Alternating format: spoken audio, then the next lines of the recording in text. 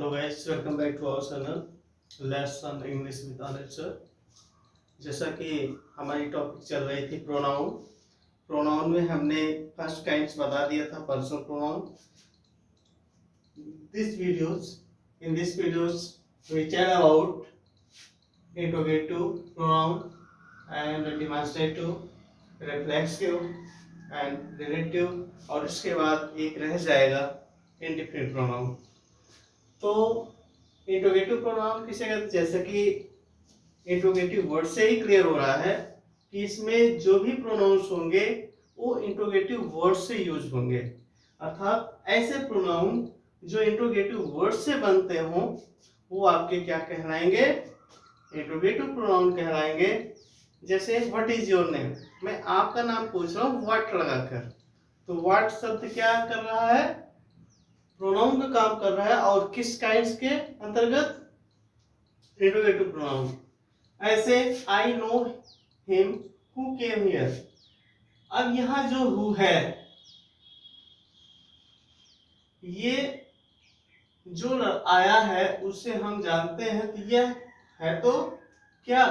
Interrogative word, लेकिन यहाँ ये वाक्य को जोड़ने और प्लस इसकी विशेषता बतला रहा है कि जो आया है उससे मैं जानता हूँ, अर्थात ये हु जो है वह इंट्रोगेटिव प्रोनाउन होकर उसको क्वालिफाई कर रहा है, उसको इंडिकेट कर रहा है।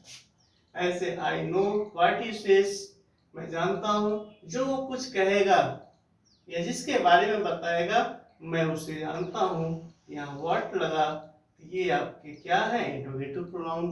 ठीक है, ऐसे भी और नेक्स्ट हो सकते हैं whom, which, what, whatever, whomever, etc. Next देखते हैं डिमॉन्स्ट्रेटिव प्रोनाउन। डिमॉन्स्ट्रेटिव नाम से जैसे कि क्लियर है कि इसमें संकेत की बात होगी, इशारा की बात होगी कि कौन सी चीज, कौन सा व्यक्ति, कौन सा स्थान कहाँ है। जैसे दिस, यहाँ, दैट, वहाँ, दीज, ये, दोस, वे, हेंस, यही, देंस, वही।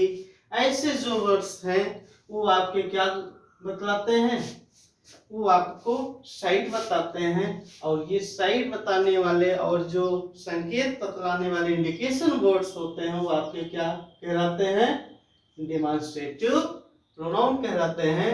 जैसे this, that, these, those, hence, thence, etcetera.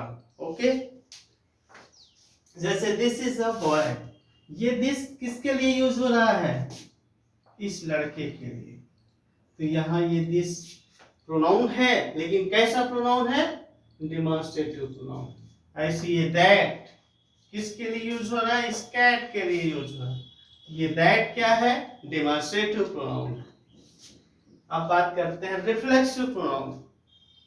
Reflexive pronoun किसे कहते हैं? इसकी हिंदी होती है निजवाचक सर्वनाम, अर्थात इसमें खुद की बात। कोई, जैसे मैं खुद, माई सेल्फ, आप खुद, योर सेल्फ, वह खुद, अगर फीमेल है तो हर सेल्फ, मेल है तो हिम सेल्फ, और हम है आवर सेल्फ। तो ये ourself, himself, themself, ये जो वर्ड्स होते हैं वो किसके अंतर्गत आते हैं? Reflexive pronoun.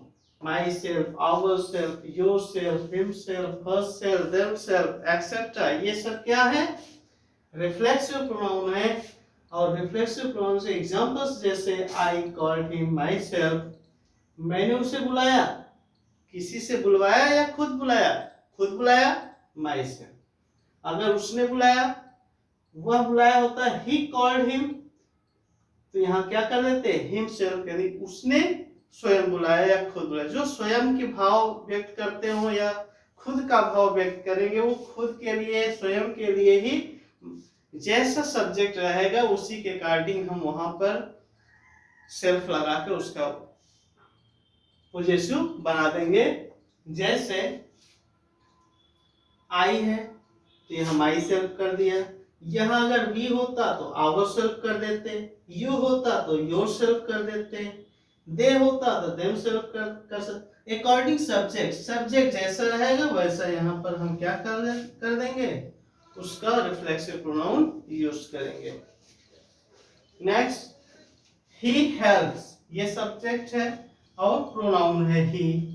इसका ये रिफ्लेक्सिव प्रोनाउन क्या होगा? हिमसेल्फ, वो अगर इनकी मदद करता है, कैसे? स्वयं करता है।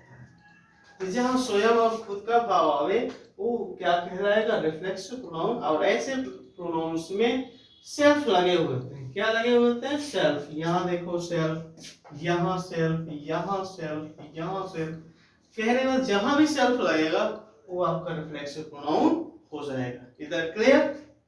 नेक्स्ट बात करते हैं रिलेटिव प्रोनाउन। रिलेटिव संबंध सूचक जो भी प्रोनाउन हो, रिलेटिव, अर्थात ये क्या करेंगे? छोटे छोटे सेंटेंसेस को जोड़ने का काम करेंगे, टू वर्ड्स को कनेक्ट करने का काम करेंगे, या टू क्लॉजेस को, छोटे छोटे उपवाक्य जो है, क्लॉज को क्या कहते हैं? उपवाक्य। तो उन उपवाक्यों को जोड़ने के लिए जो वर्ड्स यूज करते हैं, और जोड़ने का अक्सर जो वर्ड्स होते हैं वो आपके वर्ड्स क्या होते हैं? Interrogative words. तो इंट्रोगेटिव वर्ड्स जब दो क्लॉजेस को जोड़ने का काम करें तो आपका क्या कहलाएंगे? रिलेटिव प्रोनाउन कहलाएंगे। जैसे इसको डिफाइन कर दिया गया, the pronouns to connect two clauses or two sentence is called relative pronoun. Example, I know the team who won the match. मैं जानता हूं, उस टीम को जानता हूं जो मैच जीती। यह कोई टीम होगी, जैसे इंडिया ही पाकिस्तान को अभी कल डिफीट करी, तो ऐसे ही मैं जानता हूं उस टीम को जिसने मैच को जीता। तो यह जिसने वर्ड किसके लिए यूज हो रहा है? इंडियन टीम के लिए। तो ये हु जो है तो क्वेश्चन वर्ड, लेकिन यहाँ पर क्वेश्चन न करके ये रिलेशन बतला रहा है, किस को इंडिकेट करके? इंडियन टीम को। तो यहाँ हु आपका क्या है? Relative pronoun. ऐसे the pants which I bought yesterday, जो पैंट्स है, अगर इसे हम पैंट कहते तो इनकरेक्ट हो जाता है। जैसे कि लास्ट वीडियो से हमने बताया था कि पैंट्स होते हैं, ट्राउजर्स होते हैं, सीजर्स होते हैं, इनमें एस लगे होते हैं, और इन्हें अगर बिना एस लगे ही बोल देंगे तो ये आपका क्या हो जाता है? इनकरेक्ट हो जाता है। ठीक है? ऐसे सीजर्स जिनमें भी दो पार्ट हैं, पेयर में अगर वो चीज अवेलेबल होता है आपको, तो वहां उनके साथ एस लगाकर ही यूज करना है। द पैंट्स व्हिच, ये पैंट एक नाउन है, और जिसे मैंने कल खरीदा, जिसे मैंने कल बीते हुए कल में खरीदा। तो यह जो जिसे वर्ड है तो अगर ये सिंगल अगर वर्ड होता तो इसकी हिंदी क्या होती? जिस, किसे, क्या होती? किसे। लेकिन जब यह कंजक्शन का यूज कर, कंजक्शन एज ए कंजक्शन जब हम यूज कर रहे हैं तो ये क्या बन रहा है? जिसे।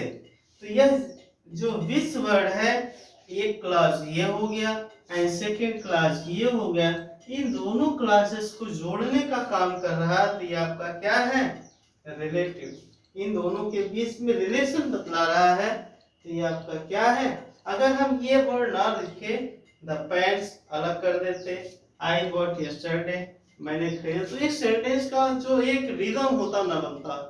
तो उस रिदम को बनाने के लिए हमने इस वर्ड को यूज किया, और यह वर्ड कैसा कहलाएगा? Relative pronoun. ठीक है? तो आई थिंक आप लोगों ने सारी बातों को समझा होगा अच्छे से। हमने आज क्या पढ़ा? Interrogative pronoun, demonstrative pronoun, reflexive pronoun और रिलेटिव प्रोनाउन। ठीक है?